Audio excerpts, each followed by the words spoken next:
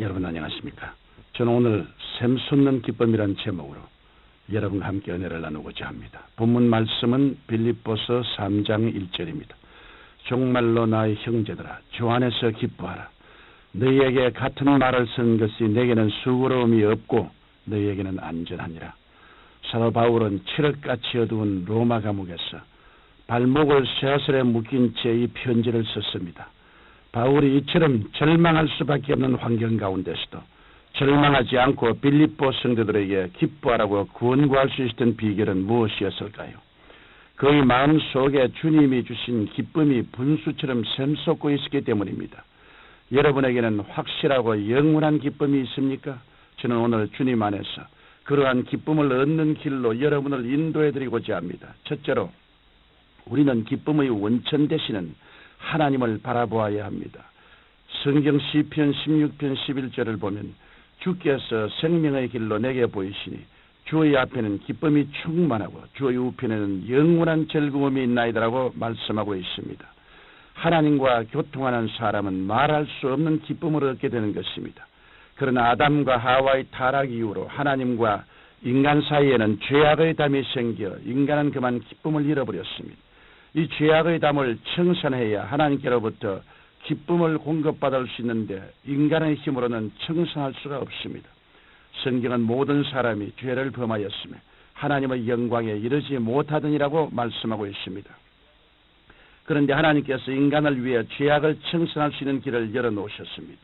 하나님의 아들 독생자 예수 그리스도를 보내셔서 모든 인류의 죄를 대신하여 십자가를 지게 하심으로 인간의 과거와 현재와 미래의 모든 죄를 말끔히 청산하게 하신 것입니다.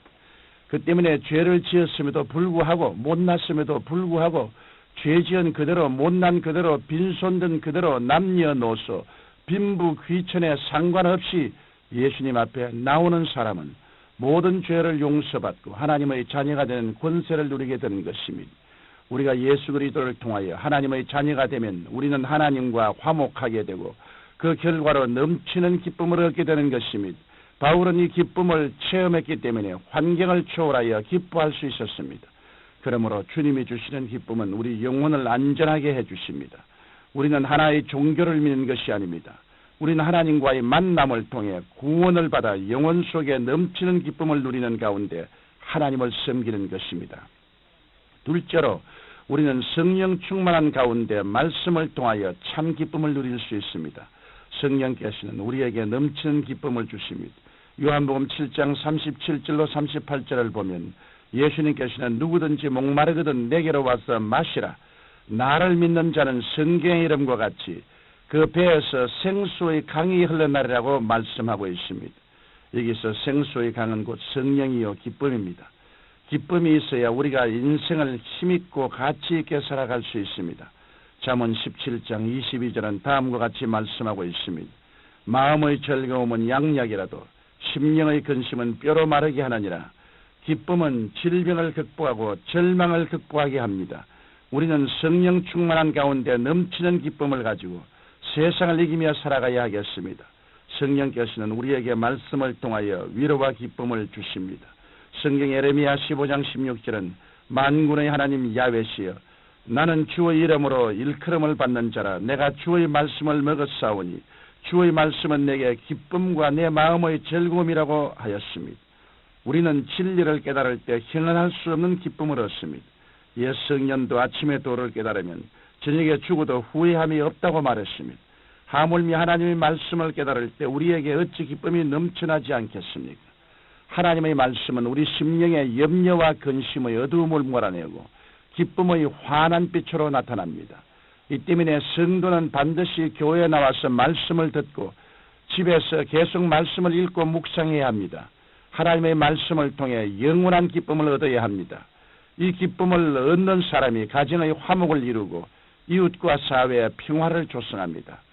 이 기쁨을 얻는 사람이 인류를 살립니다. 이 기쁨이 창조적인 기쁨이요 위대한 기쁨입니다. 셋째로 우리는 기도하고 교제하는 삶을 통해서 기쁨을 얻을 수 있습니다. 우리는 하나님 앞에서 죄를 회개하며 염려와 근심을 다 맡길 때 마귀의 억압에서 벗어나 샘솟는 기쁨을 체험할 수 있습니다. 그러기 위해서는 적어도 하루에 1시간 이상 기도를 통해 죄를 회개하고 염려와 근심을 하나님께 맡겨야 합니다. 하나님께서 주시는 죄 용서와 만족과 기쁨은 세상의 무엇과도 바꿀 수 없는 것입니다. 오늘날 성도들이 함께 모여 기도하고 찬송하고 서로 신앙의 교제를 나누는 것이 얼마나 중요한지 모릅니다. 성도의 교제 없이 혼자 신앙의 성장과 성숙을 이루겠다고 하는 사람은 참으로 어리석은 사람이 아닐 수 없습니다. 성도의 교회는 마귀의 역사를 몰아내고 하나님의 영광을 나타냅니다. 이 때문에 우리는 주일 예배, 수요 예배, 금요 철야 예배, 구역 예배 참석할 뿐 아니라 이웃에 있는 성도들과도 자주 만나 서로의 신앙 성숙을 위해 격려하고 교제해야 하는 것입니다. 기쁨은 나눌수록 커지고 슬픔은 나눌수록 적어집니다. 장작불 한 개비가 타는 것과 두세 개가 모여 타는 것과는 큰 차이가 있습니다. 성도들이 모여 교제할 때 신앙의 불꽃은 더욱더 활활 타오르게 되는 것입니다. 예수님께서도 제 아들에게 기도를 가르치실 때 하늘에 계신 내 아버지라고 하지 않고 하늘에 계신 우리 아버지라고 하셨습니다. 신앙생활은 혼자 할 수 없습니다.